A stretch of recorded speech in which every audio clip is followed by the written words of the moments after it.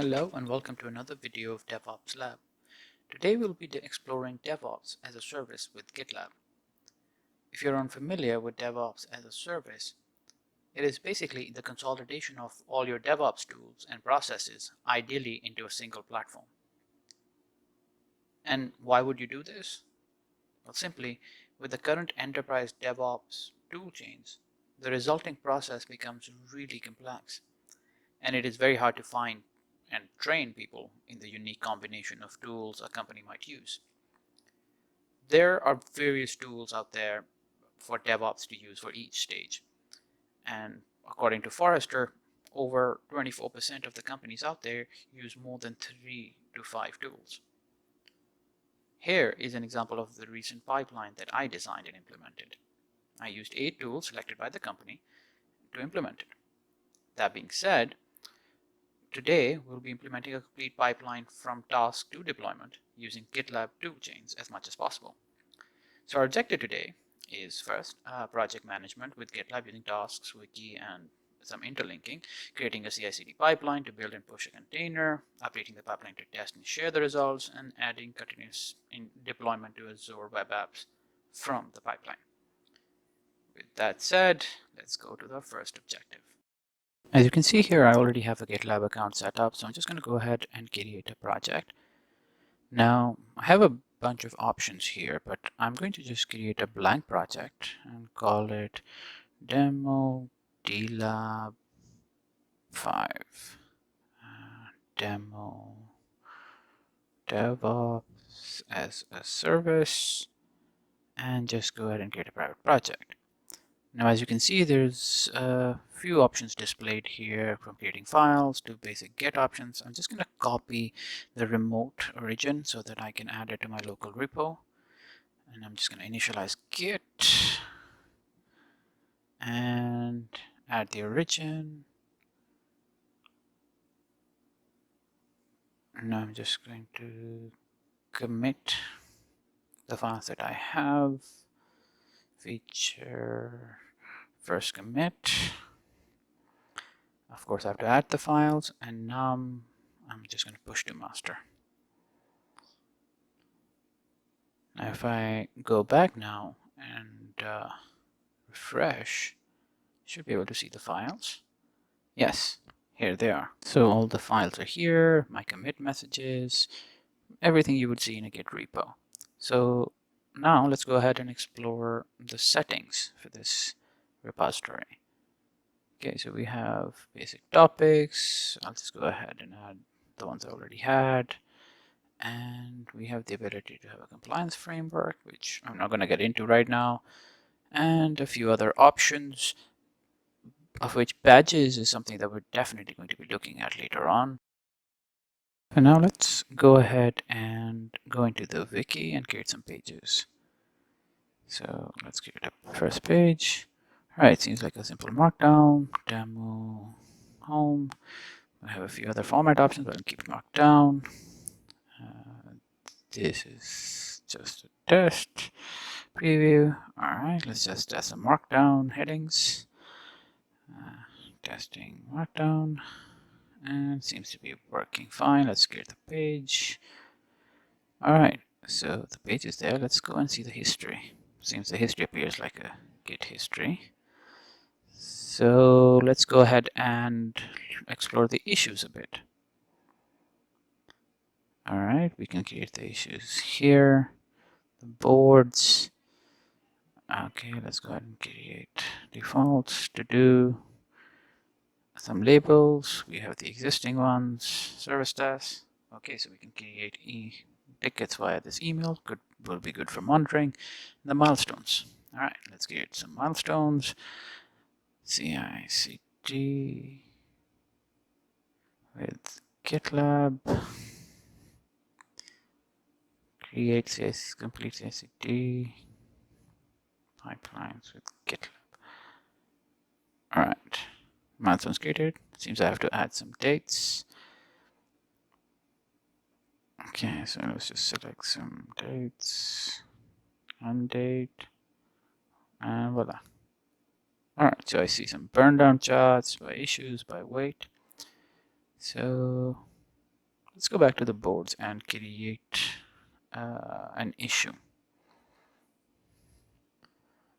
Right? Okay. Add CICD file to Git repo. Right. Start the GitLab CICD as I myself. Weight is 3. Milestone will be set. And to do. Let's go ahead and create the issue. Okay, the issue is created. Let's go back to the board and see where it shows up. Alright, it shows up here with the proper weight. So with this, our first objective is now complete. Moving on to creating the pipelines and running the builds. Now first, I'm just going to go ahead and create the GitLab CI file here from a template. I'm going to use GitLab CI, and they have a few templates for different solutions. I'm just going to search for Docker and add that. As you can see, it's all added the code to build and push it to its own registry. Now there are two variations of it, both on master. The first one just pushes to latest. The second one, however, is pushing to a different tag. So I'm just going to remove that and keep this. I'm just going to create a stage build, because this is the one in which this Docker build runs. It's going to build, and it's going to build on master. I'm going to go ahead and add a reference to the issue that we created, number 1, and added basic build files. Now I'm going to commit. This should create the pipelines. It's committed. Now let's go ahead into the issues and check if the issue got linked. Okay, see it. Alright, there it is. The commit got linked to the issue. Now let's go ahead into the pipelines first and see if those started to work. Alright, the pipeline is running. Let's go in, check what's going on. Alright, so it's building the Docker container, setting it up. This might take some time.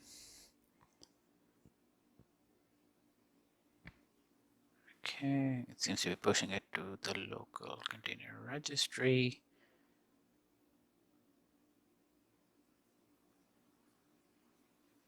And it seems to be complete. So let's go ahead and check the pipeline. Yep, it shows us passed. Now we'll go and check our container registry. We have container and the latest tag. So with this, step 2 is now complete. Moving on to running tests and publishing them. So for this step, I'm just going to go ahead and use their web IDE, since I have a few files to change. First, I'm just going to add some requirements, since I need the Django nose and coverage. So let's check. Is the coverage already there? Yeah, I think, yeah, it's there. So I'll just add Django nose, because that's something that I need, and remove the duplicate coverage. Alright, so now I need to modify the GitLab CI to have the build and deploy. And there are a bunch of modifications that need to be here, so I'm just going to speed through them and meet you on the other side.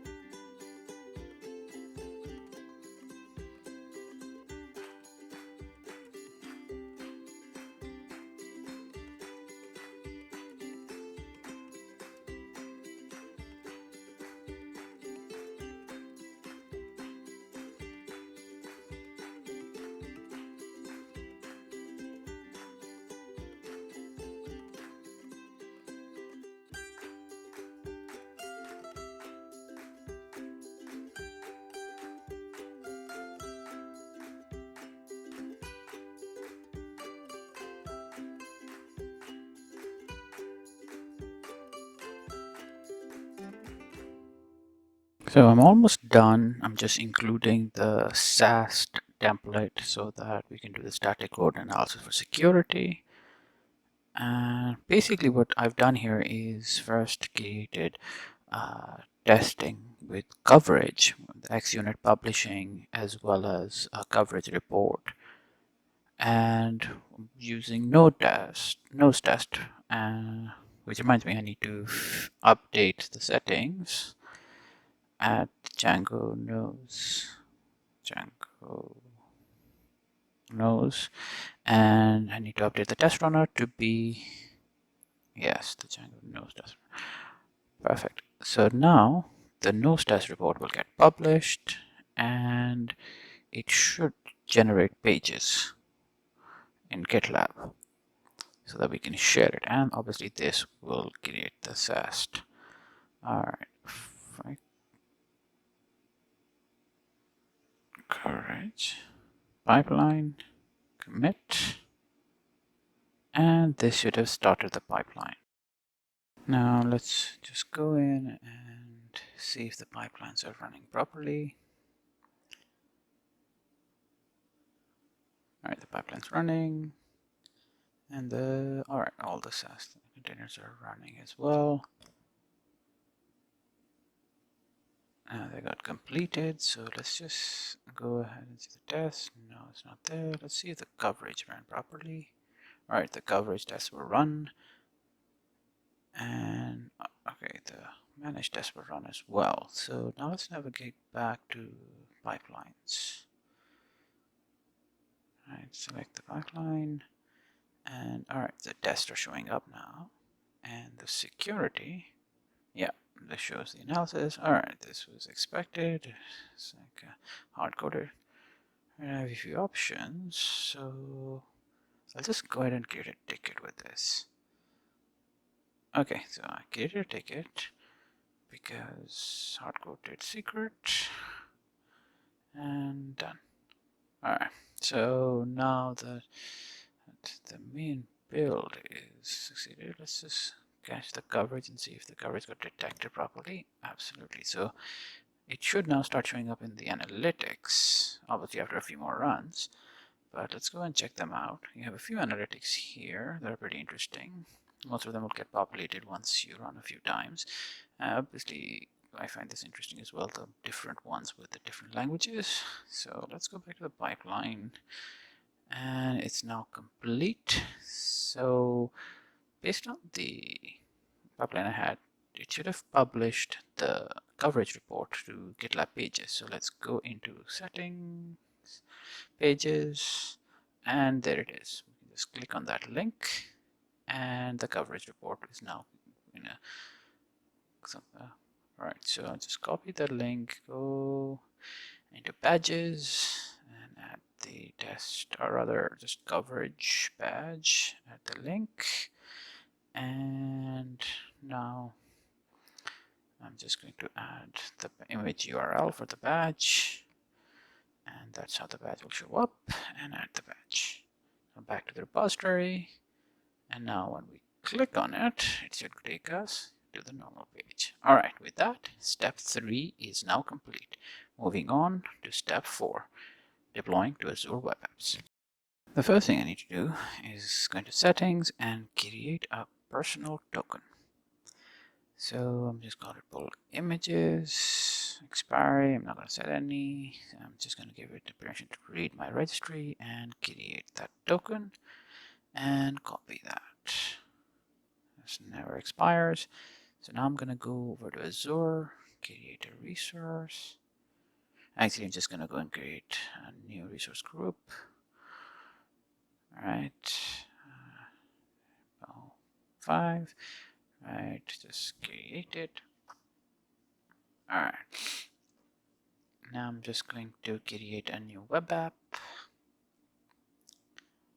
Okay, let's just put it to DLT demo app 5, Docker container, and it's going to be east. Alright, so just change it to dev test. Alright, next single container. a private registry. Just gonna paste my GitLab Docker registry, and then the complete image name with the tag. All right. I'm just putting my username and the personal access token I just created. Next, and all right, I'm just going to create it. This may take some time. Let's navigate to the app. All right, let's see the tab and then the container settings. Let's go with that. All right. Okay, so here I see it's still loading, so I'll just turn on continuous deployment so I can use the webhook to update it. So yes, we can use this webhook to update or force an update on this container. Right, and since I need to add a unique port, so I'm going to add websites port and add 8000. All right, and I'm going to save that, which should restart my service. All right, back to container settings. All right, still loading. All right, so it started to download and extract. Okay, seems almost there. And it's ready to accept requests. I'm just going to navigate to the URL, and of course it's broken. So the allowed host. So I'm just going to go back to GitLab and update my CI first to actually have a deployment. So let's go ahead and create a deployment. So Docker deploy master. All right, so we need the Docker latest. All right, step would be deploy, and then we need a before script to make sure that the APK for curl is installed, since we're going to use that to redeploy our web app. So with that done, let's run the script. Curl post. I'm just gonna go ahead and copy the webhook URL from here and paste it there. I need to escape that first character, right? And then -d -h, and that should be it. Now I'll just go into the settings and update the allowed hosts. All right, this should allow all hosts. Now let's commit, fix, added Azure sites to allowed hosts. All right, so now the pipeline should have started and should actually deploy. All right, and the deployment step is there. The pipeline is complete. Let's go see. The curl request was successful. So let's go to Azure and all right, so the last time I was here, it was at 235. Let's refresh. And 243. So now it should be deployed. Let's go ahead and refresh. And there it's working. So the deployment was successful. We finally finished creating a complete CI/CD pipeline with GitLab. Thank you for watching this video. This is your host, Sky, signing off.